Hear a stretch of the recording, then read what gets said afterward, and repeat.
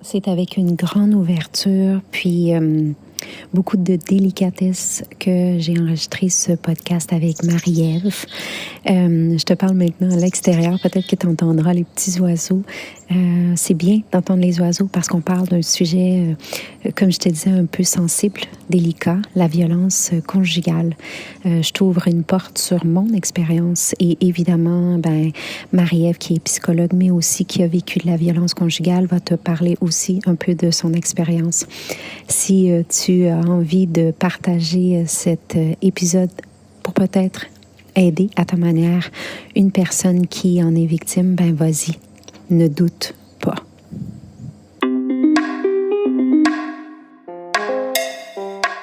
Namasté et bienvenue au podcast Sorcellerie Blanche. Ce projet de cœur a démarré en 2019 et on continue depuis. Si t'es ici, c'est que la sorcellerie blanche sous toutes ses formes t'attire.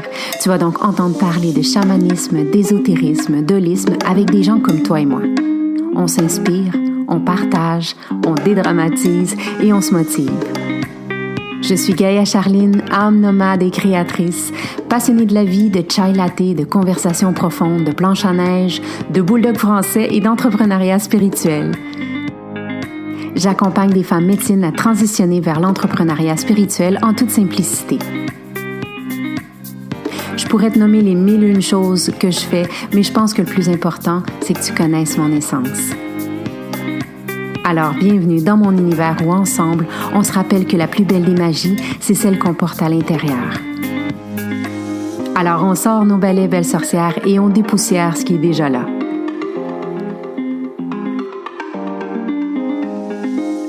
Bienvenue à ce nouvel épisode de podcast Sorcellerie Blanche. Aujourd'hui, on vient parler d'un sujet délicat.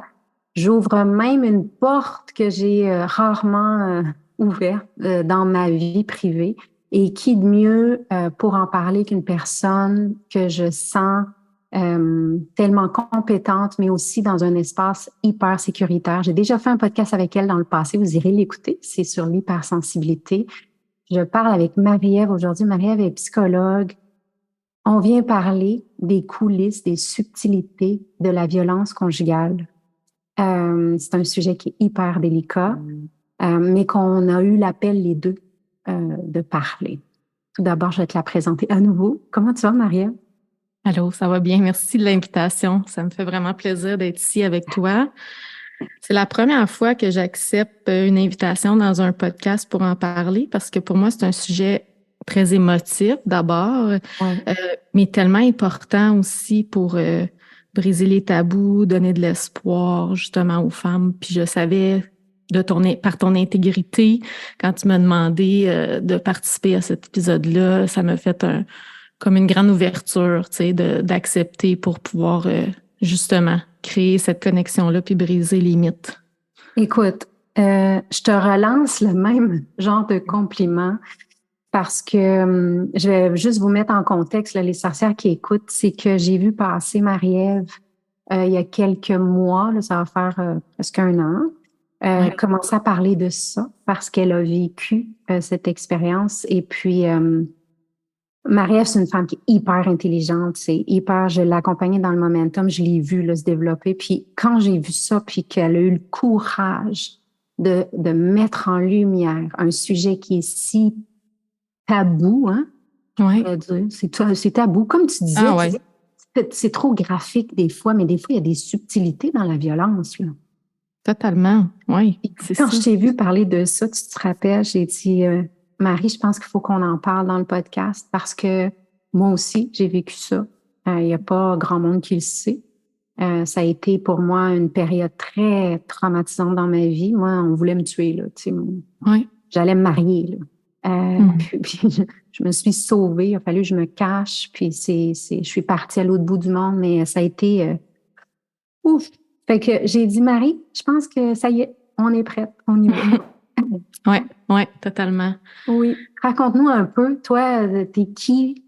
Pourquoi on vient parler de ça aujourd'hui dans tes yeux à toi, là, dans ta perspective?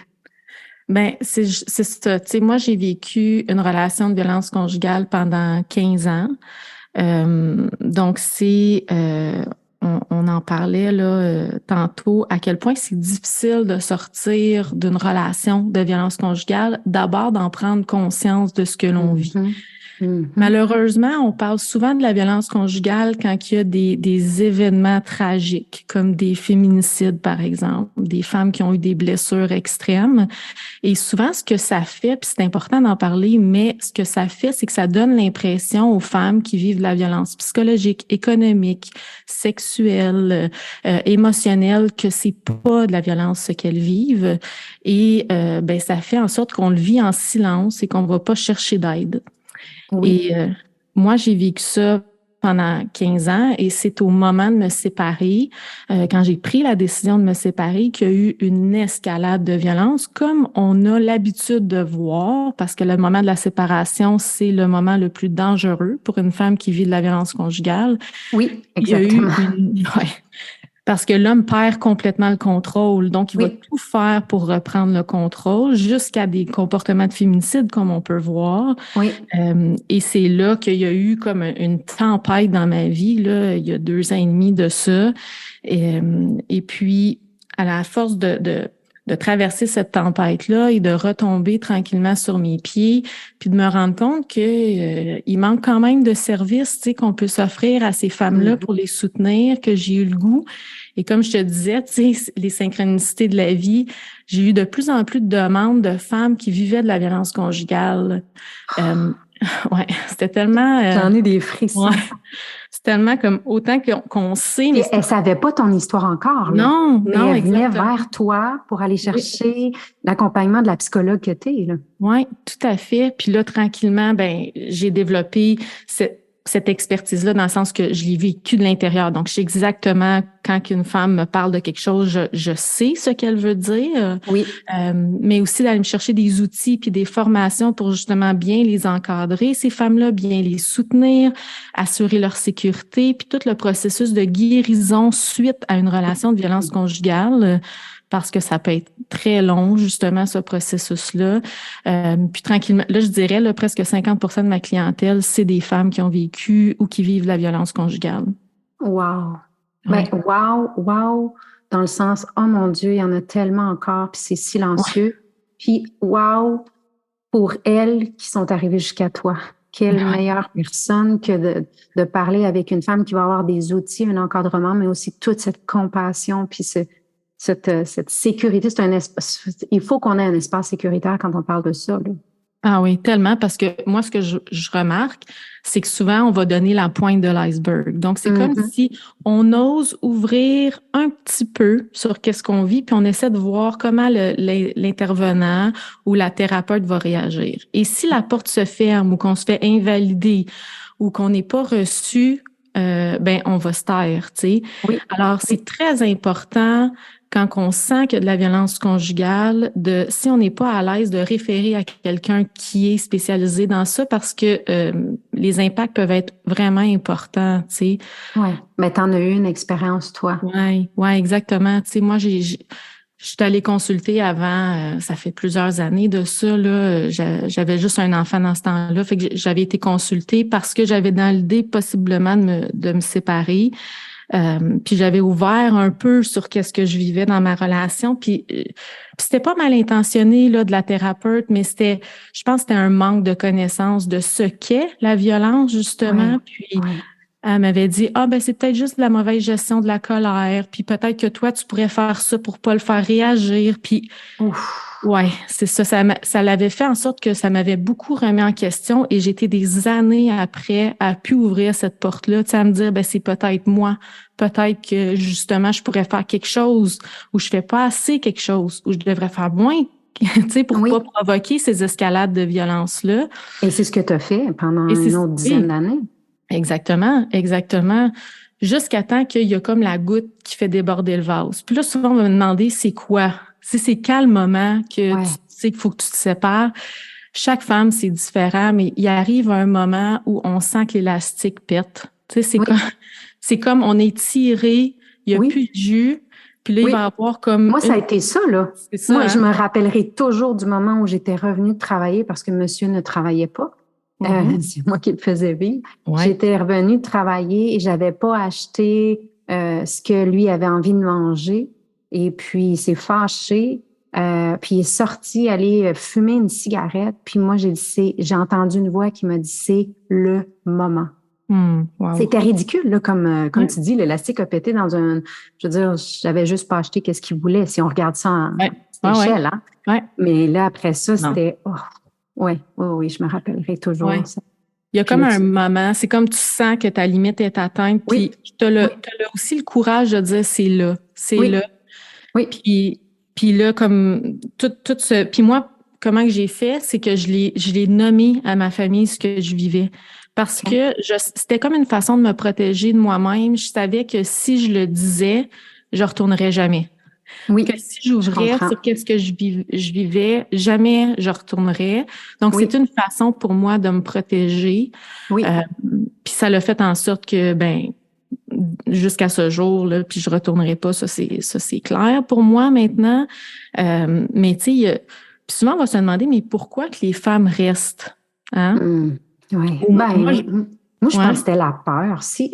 Oui. Mais moi, c'était une violence qui était aussi dormante. Tu sais, quand on habitait dans les Caraïbes à l'époque, il m'avait dit on va retourner au Canada, c'était en Colombie-Britannique, puis je vais aller faire mon cours de soudure parce que sous-marine, lui c'est un plongeur.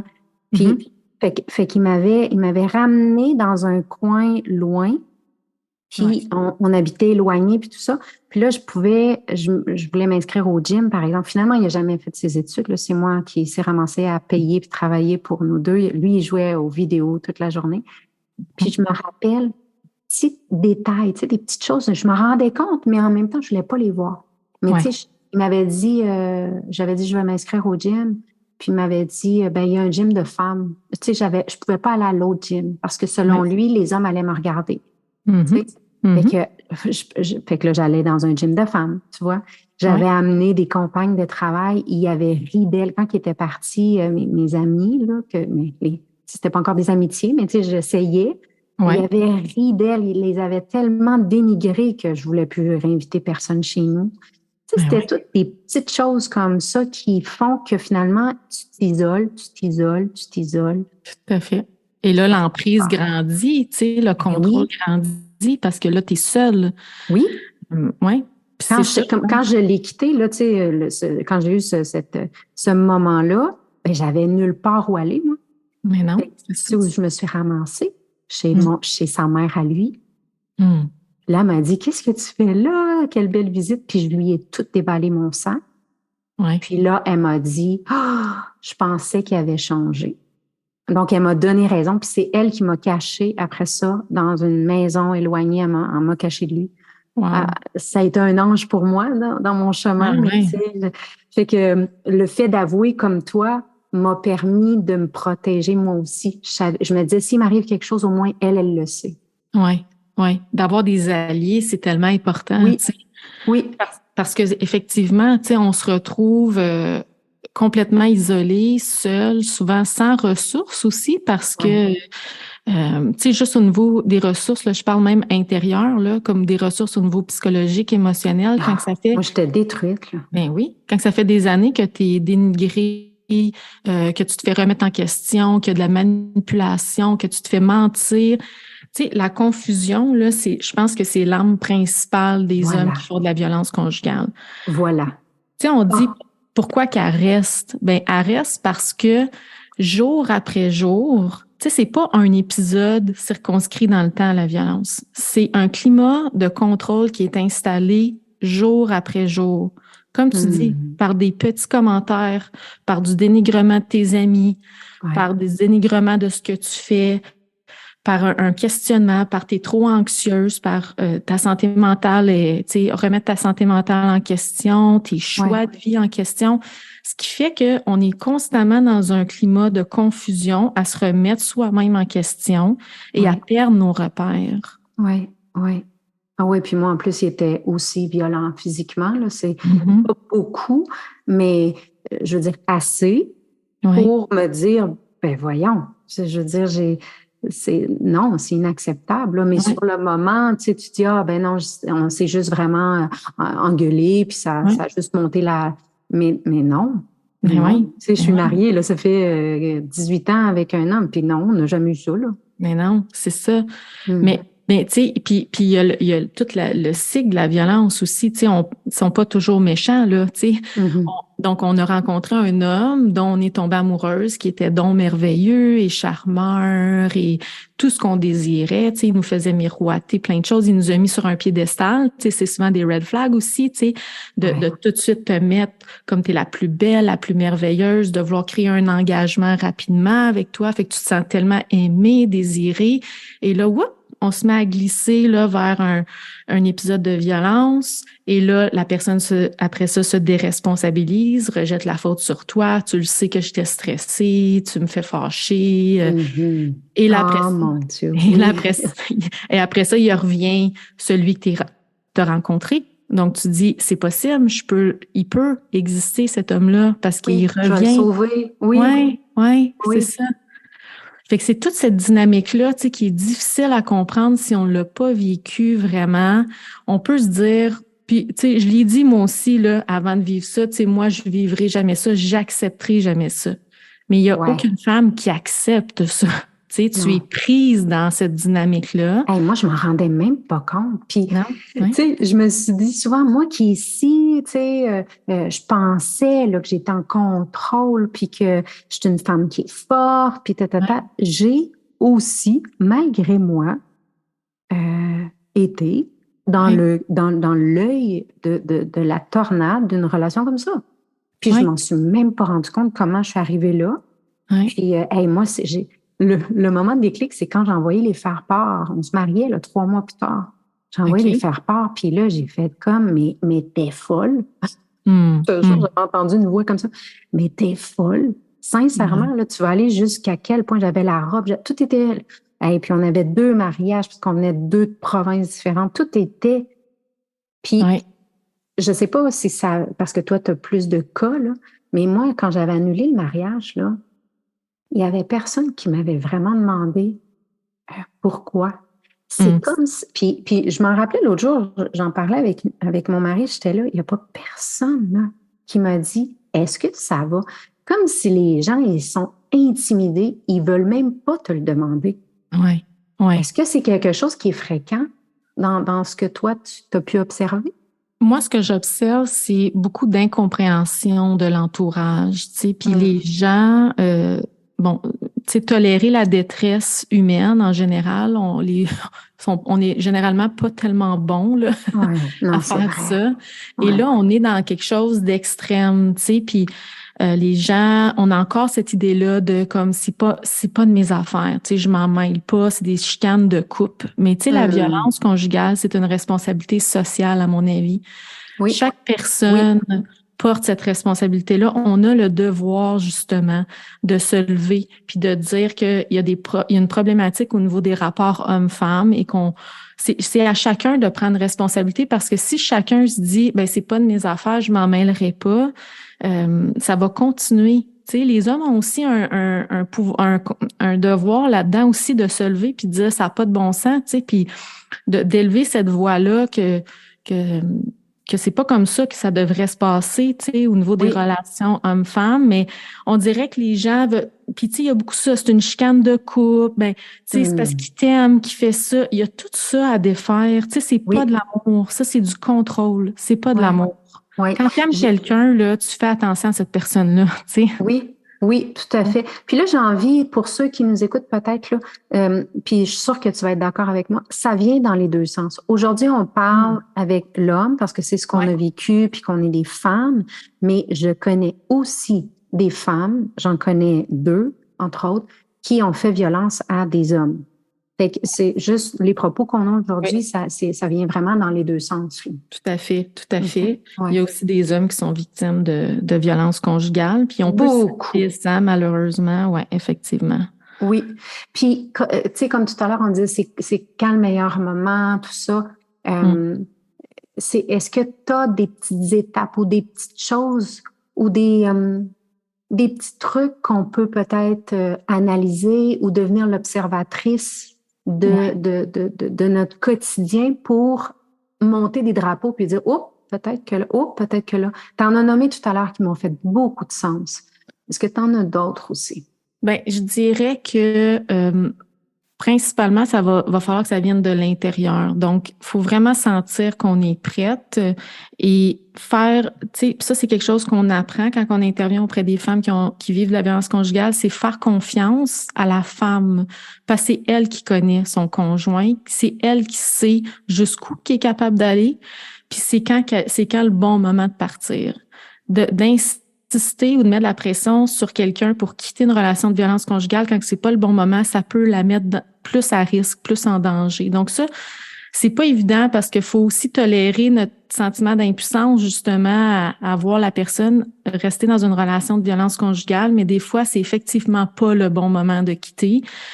Donc, faut comme écouter notre petite voix intérieure. On va le sentir quand c'est le bon moment. Mais surtout que quand on a cette idée-là de peut-être que je veux mettre fin à la relation, ça va être d'aller se faire accompagner, d'aller chercher de l'aide, d'appeler, par exemple, SOS Violence Conjugale, qui ont un service 24/7, qui peuvent nous donner des services confidentiels. Les maisons d'hébergement pour femmes offrent aussi un service téléphonique qu'on peut appeler sans dire nécessairement notre nom, sans obtenir des services à l'interne. Ouais. Et on va avoir besoin d'un filet de sécurité, ça, c'est certain. Oui, oui, c'est tellement important. Puis d'avoir des fois aussi une personne qui est extérieure à notre cercle. Oui, oui. Il y a vraiment un regard sur la personne ici, maintenant et la situation, sans connaître tout le autour, là. Oui. Moi, je me rappelle, tu sais, quand j'en ai parlé à une personne, cette personne-là me connaissait pas mon ex, rien de ça. Donc, ça m'a permis de me sentir accueillie dans ce que j'avais de besoin à ce moment-là. Oui, tout à fait. Tu sais, je pense que c'est vraiment d'avoir des piliers sur lesquels on va pouvoir s'appuyer. Parfois, on a besoin d'en avoir plusieurs parce qu'on va pas aller chercher la même chose avec chacun des piliers. Puis aussi parce que on se mentira pas là, mais c'est lourd. C'est notre réalité, elle est lourde. Donc, on a peur aussi de brûler notre entourage puis nos ressources. Puis effectivement, ça peut être difficile pour les gens autour d'entendre ça, d'entendre toutes ces situations traumatiques-là qu'on a vécues. Oui. Donc, des fois, mais c'est ça que je disais tout à l'heure. Moi, j'avais l'impression que tout le monde banalisait. Personne ne voulait vraiment. C'est comme, même, je te jure, j'ai senti que personne ne me croyait. Puis je peux croire. Ouais. Il y a une personne qui je l'ai raconté, puis elle a pleuré, puis elle a dit, je savais pas. Une personne proche de moi là, qui était comme une tante. Là. Puis ça a été la seule personne qui est devenue émue quand j'ai vraiment raconté, puis j'ai pas tout raconté les détails, mais donc je me suis questionnée à dire peut-être c'est moi qui exagère ou peut-être c'est moi qui ça travaille l'estime de soi, là, c'est incroyable. Là. Oui. Ben, tu sais, moi, c'est mon ami psychologue qui m'a vraiment supporté là-dedans. Ah oui. Parce que là, comme quand on s'est séparés, il envoyait des messages à mes collègues, il envoyait des messages comme disant que j'étais ci, j'étais ça, que tu sais, les répercussions peuvent être extrêmement grandes, là. Oui, moi aussi, il le fait. Puis tu sais, elle est revenue vers moi, puis là, tu sais, elle m'a vraiment supportée, puis elle me croyait, tu sais, puis elle me disait, faut que tu fasses ça, faut que tu fasses ça. Elle m'a beaucoup orientée, tu sais, puis ça a été très supportant pour moi, mais effectivement, on peut pas se laver les mains puis se déresponsabiliser, là, tu sais, c'est important aussi d'assurer la sécurité des gens aussi, tu sais, c'est étonnant quand même. Oui, puis dans ton cas, moi, j'avais pas d'enfant, rien, là. Dans ton cas, c'est aussi pour les enfants, tu sais, arriver à trouver le juste milieu, puis la manière, tu sais, il n'y a pas de bonne manière, j'imagine, là. La manière de gérer tout ça. Ça, c'est une forme de violence post-séparation. Tu sais, on dit qu'il y a 6 formes de violence post-séparation, mais justement, les enfants vont souvent être un médium par lequel l'ex-conjoint va pouvoir continuer d'émettre ces comportements de violence. Donc, tu sais, des fois, on pense qu'une fois que la séparation, elle est faite, la personne est en sécurité, mais non. C'est ça qui est assez particulier avec les victimes de violence conjugale. En thérapie, on veut amener la personne à diminuer son niveau d'anxiété puis à revenir dans un sentiment de sécurité dans son corps, mais tout en restant avec un filet de sécurité et en acceptant qu'il n'y aura jamais de risque zéro. Oui. Ça, c'est assez particulier parce qu'il y a peu de gens qui peuvent comprendre ça, que quotidiennement, je dois quand même assurer ma sécurité parce que je suis pas certaine. C'est assez particulier, puis c'est très difficile à concevoir, tu sais, surtout ici, là, au Canada, là, comme on a cette chance-là là, de vivre en sécurité. Ouais. Et pour les victimes de violences conjugales, elles ont malheureusement pas cette réalité-là. Oui. Mm-hmm. Ben moi, je te dirais que je suis toujours restée un peu, pas sur mes gardes, mais je rêve souvent encore à ça. Là. Mm-hmm. Ah, je peux comprendre. Je me rappelle des choses, il y a des choses qui me reviennent, puis on s'entend que ça doit faire 20 ans de ça. Mais ça reste là, autant des bons moments, mais autant, les bons moments, il fallait tout le temps que je les paye après. Oui. Ah oui. Ça pouvait pas être juste des bons moments ou des moments un peu plus difficiles dans le couple et tout ça. Non, il fallait que je paye. Oui. Puis ça, j'aimais pas ça. Ah non, je comprends. Ben c'est ça, tu sais, c'est souvent ils vont avoir de la difficulté à le tolérer qu'on est heureux, tu sais. Mm-hmm. Les moments de vacances, les moments d'aller chez nos parents, par exemple, en rencontre familiale, ils vont s'organiser souvent pour créer une chicane. Peu importe c'est quoi le prétexte, n'importe quoi, pour s'assurer qu'on soit pas bien. Hein? C'est difficile à concevoir ça parce que quelqu'un qui nous aime n'est pas censé faire ça, tu sais. Quelqu'un qui nous aime est censé vouloir notre bien. Ben oui.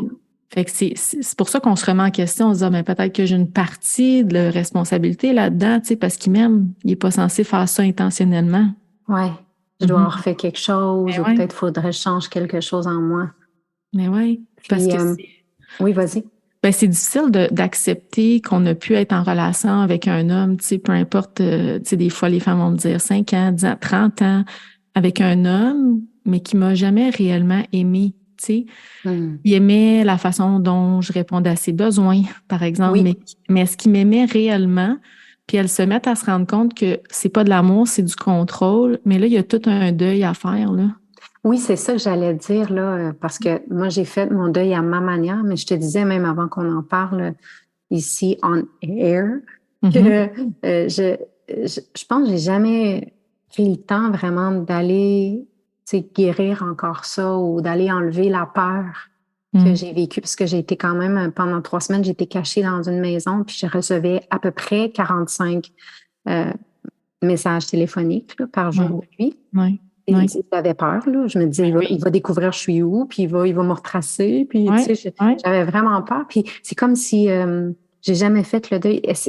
Peux-tu qu'est-ce que toi, tu offres dans ton accompagnement? Et toi aussi, de ton expérience, c'est quoi les étapes pour après guérir, pour se reconstruire? Je pense que c'est un long processus. D'abord, il faut comme accepter ça, tu sais, parce que souvent les femmes voudraient donc que ça soit rapide, là, tu sais. Ben oui, génération rapido presto. Oui. Puis surtout, c'est tu sais, peu importe la durée de la relation, mais tu sais, c'est une relation souvent qui est très intense, hein. Fait qu'on a vécu des montagnes russes d'émotions. Ah oui, moi, c'était très charnière. Très, très. Oui. Autant dans le beau, mais autant dans le pire, tu sais. Fait que il y a beaucoup de, il y a le deuil déjà, il y a la peine d'amour, tu sais, ça, c'est quelque chose qu'on n'ose pas trop parler, hein, parce que on est censé, les gens vont dire, tu sais, il ne mérite pas, t'es bien mieux sans lui. C'était pas de l'amour. Mais non, fait que là, on se sent mal d'être triste. Oui. Mais il y a quand même cette rupture-là qu'on doit intégrer, puis on a le droit d'être triste même s'il a fait des choses terribles, tu sais. Oui. Fait il y a déjà ça, je pense qu'il est comme très tabou, donc ouvrir sur ça, se permettre d'être triste puis de vivre sa peine d'amour.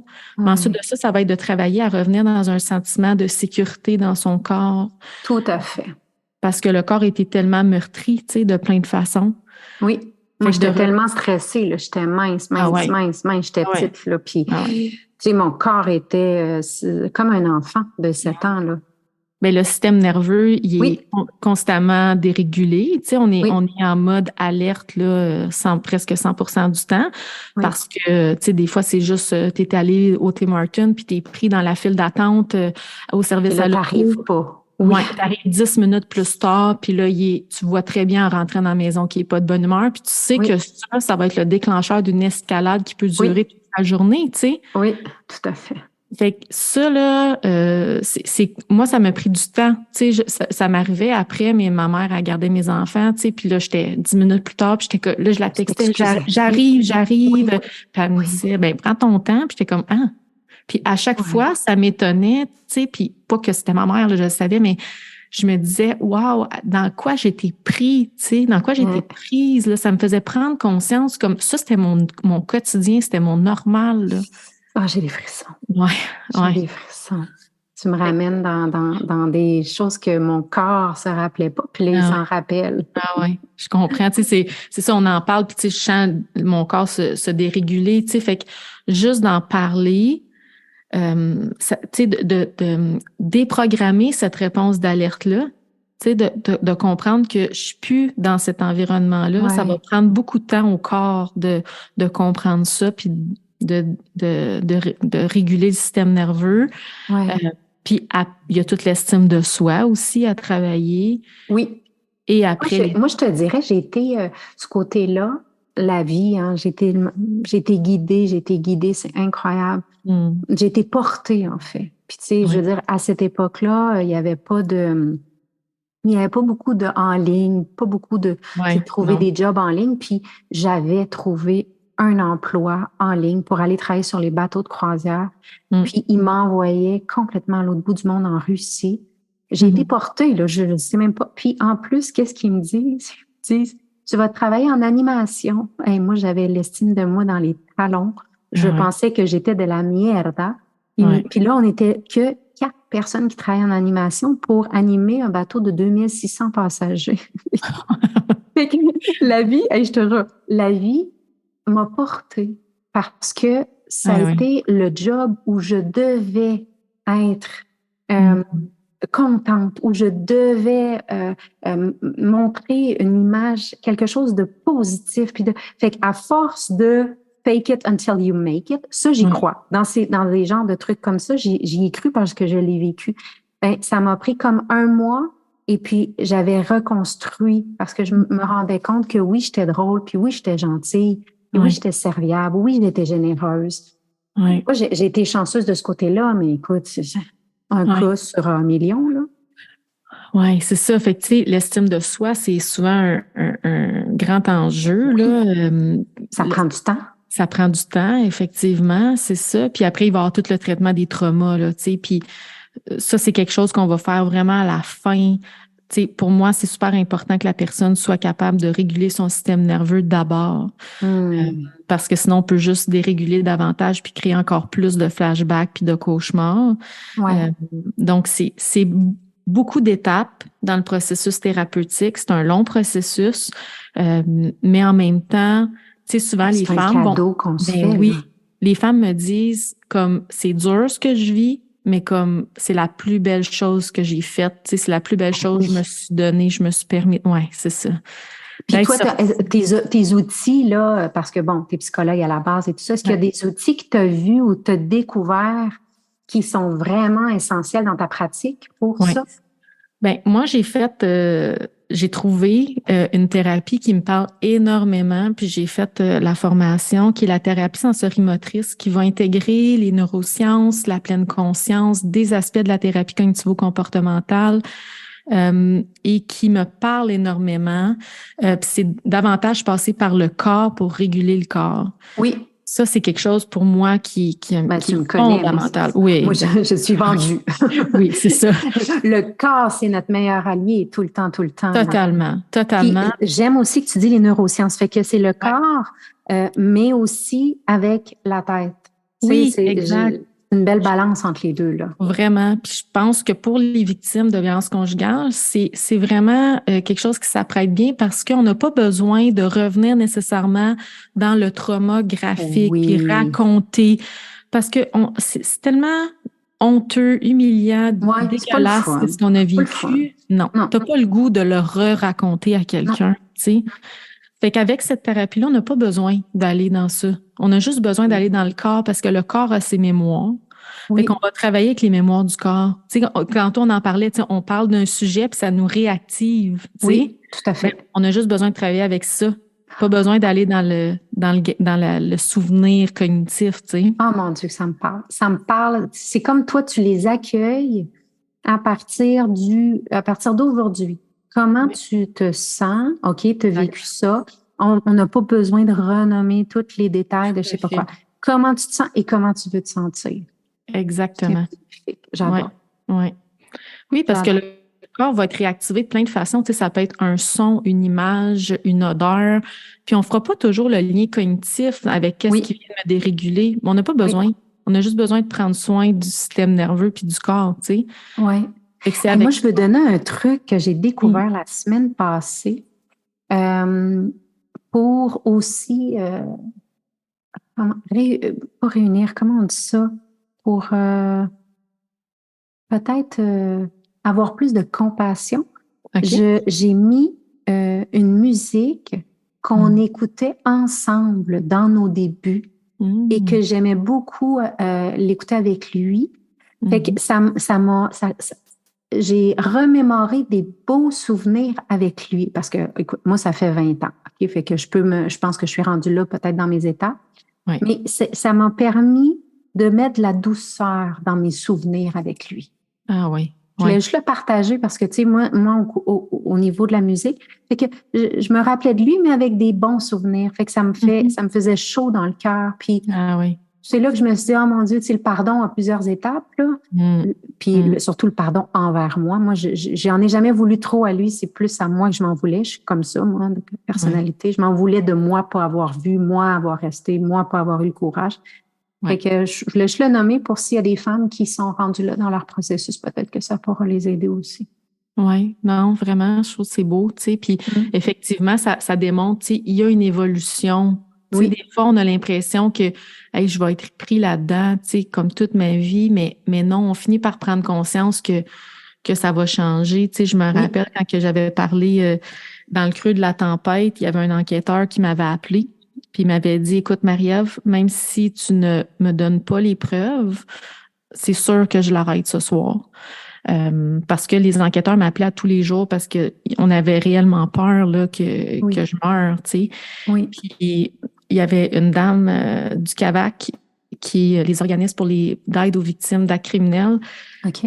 Puis là, elle m'avait dit, ben, tu sais, tu peux avoir de l'aide, tu sais. Puis j'étais comme, ouais, mais tu sais, j'étais comme mal à l'aise vu que je suis psychologue, puis tu sais, c'est un petit milieu, puis Ah oui, je vois. ben oui. Puis là, elle me disait, mais tu sais, t'as le droit à cette aide-là. Puis là, j'avais dit, ouais, mais tu sais, c'est quand même humiliant parce que c'est quand même mon choix de conjoint. Tu sais. Hmm. Fait que ça, c'est quelque L'estime chose. de Ben soi.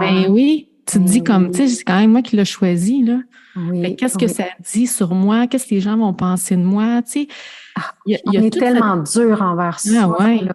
C'est comme si tu Ouais. avais pu deviner tout ça, là. Mais non, c'est ça. Mais ça, c'est bon que tu dis parce que c'est ça. Tu sais, des fois, quand on vit un trauma, on regarde la situation avec toutes les informations qu'on a, puis là, Hmm, on juge nos décisions hmm, passées. mhm. Mais c'est comme si tu connaissais tout le déroulement du film, puis là, tu dis, ah oui, regarde, je le savais quand il est arrivé ça, c'est à cause de ça. Mais là, c'est parce que tu connais la fin. Mais Oui, dans le déroulement du film, tu savais pas c'était quoi le dénouement final, mais c'est la ben même non. chose dans la vie, tu sais. Oui, Fait quand on prend la décision, on la prend avec l'information qu'on a dans le moment. Tu sais, fait oui. qu'on prend la meilleure décision qu'on pense à ce moment-là avec les capacités puis l'information qu'on a, mais tu sais, c'est ça, c'est que la violence, ça s'installe graduellement, puis plus qu'il y a du commitment, là, fait que plus qu'il y a des engagements, souvent la violence va augmenter. Fait que, tu sais, après Oui, une fiançailles, après un mariage, oui, après des enfants, oui. après, tu sais, c'est que Hey, une ben, petite anecdote, là. Moi, là, quand il m'a demandé en mariage, je me rappellerai toujours, il m'a dit ce soir, on va aller manger au restaurant. Ben, j'ai commencé à avoir la nausée. ah ouais, J'ai bon. été malade toute la journée. Je me suis forcée. Je suis allée au restaurant. Puis en revenant du restaurant, il a fait arrêter le taxi sur le bord de la plage.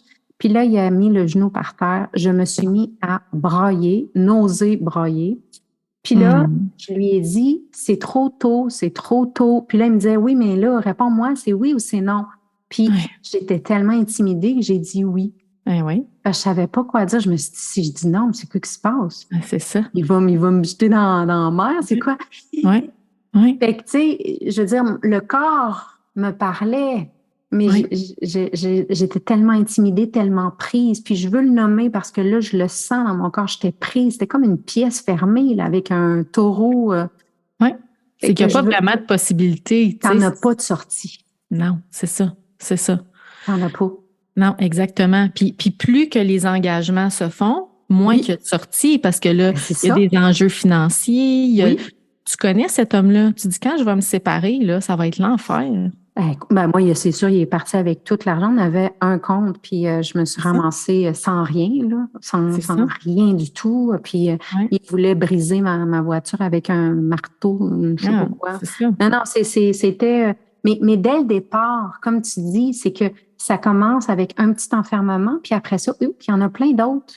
C'est comme on veut pas trop se poser de questions parce qu'on veut pas penser mal de l'autre ou on veut pas... Oui. Non, c'est ça. D'y aller. Ouais. Exact. Puis tu sais, des fois, on peut le trouver ça cute. On est comme, wow, tu sais, il m'aime vraiment parce qu'il veut me fiancer rapidement. Puis, tu sais, il se préoccupe de moi. Il me dit d'aller au gym de femmes pour que je me fasse des amis. Tu sais. Oui, c'est ça. Puis c'est dit de cette façon-là aussi. Tu sais, ils ont une capacité de manipulation souvent qui est assez exceptionnelle. Tu sais, même des fois, les gens autour, j'ai plusieurs femmes qui me disent, tu sais, les gens autour ne pourraient jamais s'imaginer comment il est à la maison, là. Tu sais. Fait que c'est pas, ça dépend de quel genre d'homme que c'est, mais tu sais. Ah non, moi, il était sweet. Jamais qu'on aurait pu deviner. Il était c'est ça. C'était un regard angélique, là, tu sais. Oui, c'est des hommes habituellement très charmeurs. Donc, ils ont une façon aussi d'apporter ça que tu dis, tu sais. Puis là, c'est comme tu as la main prise dans l'engrenage, tu sais. Puis là, plus ça va, plus ton bras est comme pris. Puis là, à un moment donné, tu te dis, bon, là, je suis là. Là, j'appelle Marie-Ève. Oui, mais je veux dire, je le lance comme ça, mais sincèrement, là, parce que j'aime les auditeurs et les auditrices là, qui sont là, parce que ça fait des années que le podcast existe. On approche là 1 million de téléchargements, fait que ça veut dire qu'il y a vraiment des gens qui viennent se nourrir des mêmes propos que nous, on partage autour du bouillon, puis des mêmes choses que nous, on vit. Dans le fond, c'est juste ça qu'on fait, on partage ensemble. Puis s'il y a des gens aujourd'hui, hommes ou femmes, qui ont entendu l'appel puis qui se disent, ou qu'il y a des drapeaux qui se sont levés, n'hésitez pas, juste en parler une fois. Tu sais, de pas attendre puis de dire, oui, mais je vais attendre d'autres signes, je vais attendre, c'est pas si pire, S'il y a une partie de nous qui doute, c'est parce que notre âme le sait déjà. Tout à fait, exactement. D'écouter ces petites, tu sais, ces petits comme contractions-là à l'intérieur de nous qui nous dit il y a quelque chose qui marche pas, tu sais, puis ça peut être toutes sortes de ressources, tu sais, on les connaît peut-être pas toutes, mais il y a les CAVAC, il y a les maisons d'hébergement pour femmes, ils ont des services à l'externe, SOS violence conjugale, tu sais, il y en a plein de ressources gratuites auxquelles on peut faire référence. J'ai un compte TikTok, Instagram que je mets des capsules vidéo pour donner de l'enseignement. Allez voir ça. Je merci de l'ouvrir. Pour ceux qui sont peut-être curieux, allez voir parce que tu en parles vraiment beaucoup sur TikTok. Là, c'est vraiment bon. Ton positionnement, il est incroyable parce que ça nous fait réfléchir. Oui, ben tu sais, ça l'amène des fois, tu vas dire, moi je vis ça. C'est de la violence, ça, tu sais, on sait même pas des fois que c'est de la violence, que c'est pas normal. Oui. Puis des fois, c'est juste d'en parler à notre conjointe, de dire, écoute, moi je sens que ce genre de comportement, c'est un peu violent. Tu sais, je trouve Puis des fois, juste d'en parler va faire un switch chez l'autre, puis ça va changer, puis la personne va dire, t'as peut-être un peu raison, tu sais. Puis c'est pas toujours à l'extrême que ça va s'en aller. Des fois, on peut récupérer la relation, on peut remettre des limites qui sont saines. Mais si l'autre ne le voit pas ou n'est pas du tout envie de changer, là, il faut se questionner clairement. Oui, exactement. Tu sais, c'est ça. Fait que c'est de voir, c'est beaucoup se ramener vers soi aussi. Tu sais, qu'est-ce que moi j'ai besoin dans une relation? Quel genre de relation j'ai besoin de vivre? Tu sais, parce que ça va partir de nous, on n'a pas de contrôle nécessairement sur l'autre, tu sais. Puis souvent, on se dit, je vais le changer, mais tu sais, est-ce qu'on change réellement quelqu'un? Est-ce qu'on a le pouvoir de changer quelqu'un? Tu sais, changer, c'est difficile, on le voit en thérapie, là. Même quand que nous-mêmes, on a l'intention de changer, ça demande du travail et surtout de la conscience. Est-ce que l'autre a le goût de faire ça, tu sais? Oui, parce puis l'autre ne devrait jamais changer conditionnellement à quelque chose. Ben exactement, c'est ça. Puis cette personne-là a cette dynamique relationnelle-là pour une raison, tu sais. Voilà. Fait que est-ce que, comme les traits de personnalité permettent, tu sais, il y a plein d'éléments là-dedans. Fait que je pense d'obtenir du soutien, puis un regard extérieur non jugeant qui va nous aider à voir notre situation avec un autre œil. Ça peut nous aider à départager qu'est-ce qui est normal, qu'est-ce qui ne l'est pas, qu'est-ce qui est du contrôle, qu'est-ce qui est de la violence, qu'est-ce qui est des excès de colère, puis de voir comme, OK, maintenant que je vois ça, qu'est-ce que j'ai le goût de faire avec ça, tu sais? Oui, tout à fait. C'est pas parce qu'on va en thérapie ou qu'on appelle qu'on est obligé de se séparer. Parce que ça, des fois, les personnes ont peur. Tu sais, ils se disent, parce que si j'ouvre ça, ma psychologue va me dire, il faut que je me sépare absolument. Mais non, on va suivre ton rythme, tu sais. Oui, ça aussi, c'est important. Puis c'est un peu là que je voulais aller tout à l'heure de dire, tu sais, il y a des étapes. C'est pas toujours une séparation qui devient encore plus violente. Non. Ça se peut que ce soit réparable jusqu'à un certain point ou que ça puisse se faire en douceur, tu sais. Tu l'as dit en commençant, c'est du cas par cas.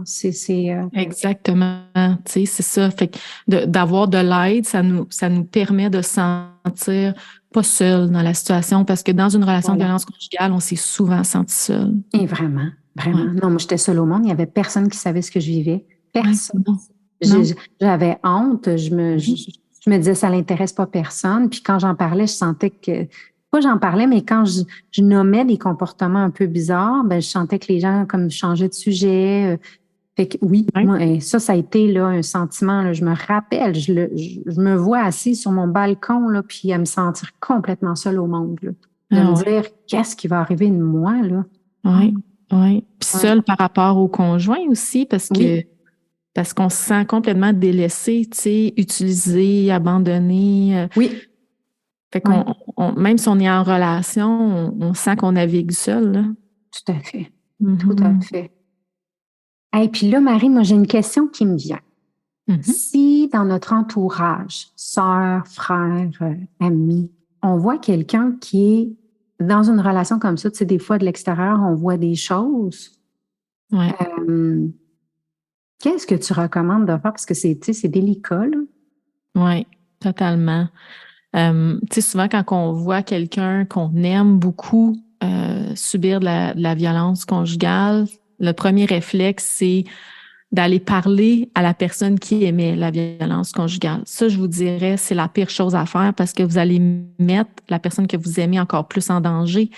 Parce que là, c'est comme si on révèle un secret. Donc, il va y avoir des retombées, des conséquences sur elle et sûrement que la personne qui aimait les comportements de violence conjugale va vouloir isoler cette personne-là de vous. Encore donc, plus. Parce que vous devenez comme une menace, là, tu sais, pour sa relation. Donc, moi, ça, c'est la pire chose à faire. Fait qu'il faut comme se contrôler, là, même si on a le goût de le faire, puis d'être à l'écoute de la personne, donc d'être là. Des fois, d'apporter peut-être comme, qu'est-ce que tu en penses de ça? Est-ce que, comme, tu sais, j'ai de la peine pour toi, ça doit vraiment pas être facile. Qu'est-ce que tu vis? Tu sais, je suis là. Qu'est-ce que tu aimerais que je fasse pour toi? D'être plus comme dans un mode écoute et pas trop essayer de précipiter la personne à se séparer ou à sortir de la relation.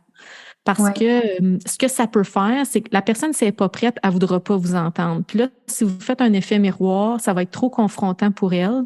Ce qui risque d'arriver, c'est que la personne va vous rejeter, va s'éloigner parce qu'elle ne veut pas voir, elle n'est pas prête encore. Donc, fait que je pense qu'il faut vraiment, c'est très, très difficile parce que ça crée beaucoup d'impuissance, de sentiments d'impuissance, mais d'y aller au rythme de la personne.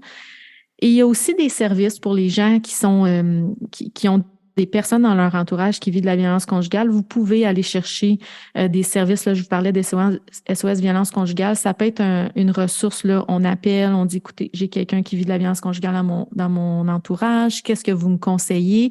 On va vous orienter aussi par rapport à quoi faire ou quoi ne pas faire. Oui, OK. oui. Mais j'aime beaucoup quand tu dis de faire attention parce que la personne qui est prise dans une relation comme ça, elle peut peut-être qu'elle n'est pas prête à le voir ou à l'entendre. Non.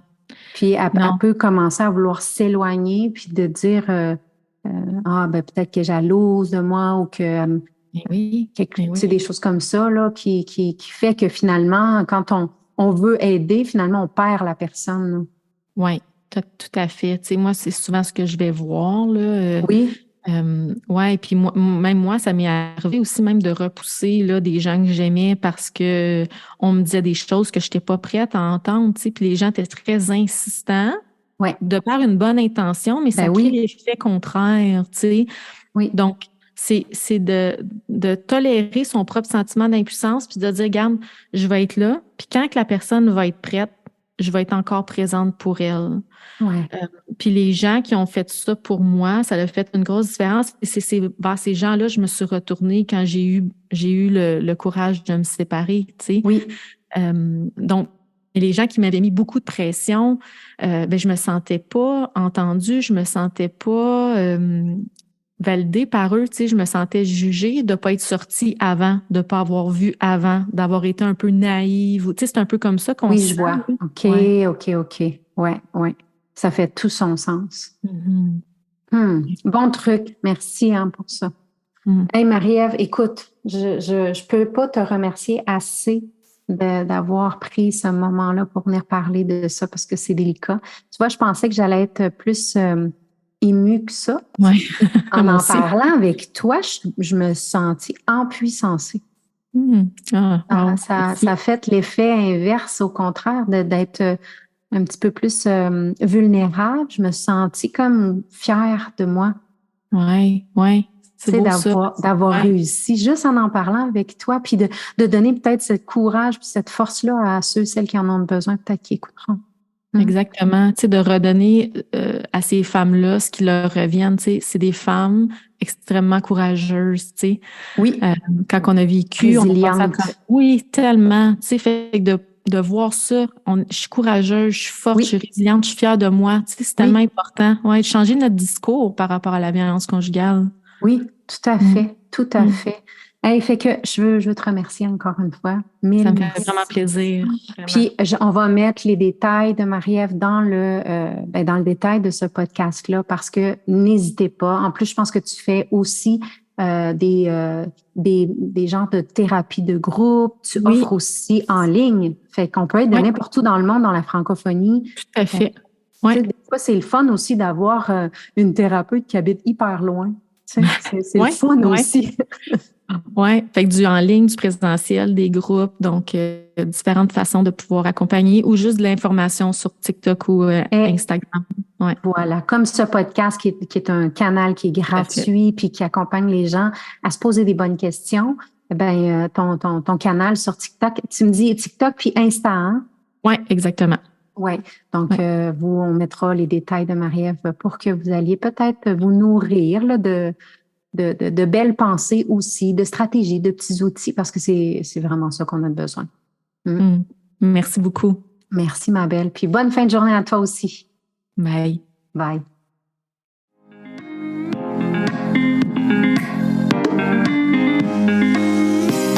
Si le sujet de la spiritualité t'inspire vraiment et que tu as un côté sorcière aussi, joins-toi à la tribu Gaïa sur les réseaux sociaux. Sur Facebook, la page Gaïa, @Gaïa Total, et le groupe fermé sur Facebook Entrepreneur en devenir, ou sur Instagram, je suis Gaïa Total. Visite mon site web www.gaïatotal.ca pour en savoir encore plus. Au plaisir de te croiser. Waheguru, belle âme.